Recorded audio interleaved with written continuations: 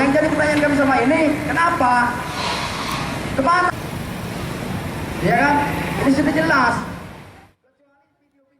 Puluhan massa yang mengatasnamakan Aliansi Pemuda dan Mahasiswa Lubuk Linggau, Musirawas dan Muratara menggelar aksi di depan kantor terminal pengisian BBM Pertamina Depo Lubuk Linggau.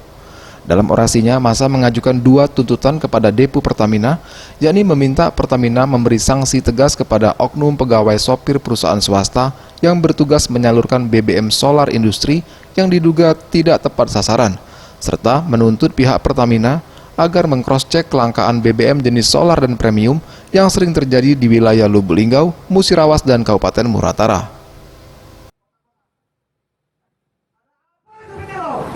Siapa yang berkepentingan dalam persoalan ini?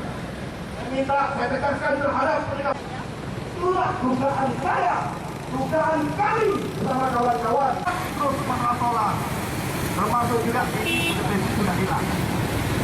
Di Pertamina, baik, kayaknya ya, sudah ke kami. Aksi para mahasiswa yang dikawal ketat oleh pihak kepolisian Resort Lubuk Linggau ini akhirnya reda setelah pihak petugas dari terminal BBM Pertamina Lubuk Linggau menemui dan berjanji menampung aspirasi massa serta menyelesaikan dua tuntutan massa dan segera meng-cross-check sehingga permasalahan dapat terselesaikan dengan baik. Pihak Pertamina segera menutup izin operasi PT Lau. Yang kedua, harus segera menormalisasikan kelangkaan BBM yang ada terjadi di Musirawas, Linggau, dan Muratara.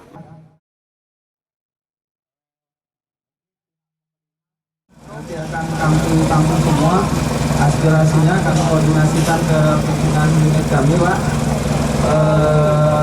Untuk segera mungkin kami bergerak seperti apa nanti ke depannya di Lubuk Linggau ini agar benar-benar bisa kami selesaikan masalah yang selama ini dituntut oleh masyarakat.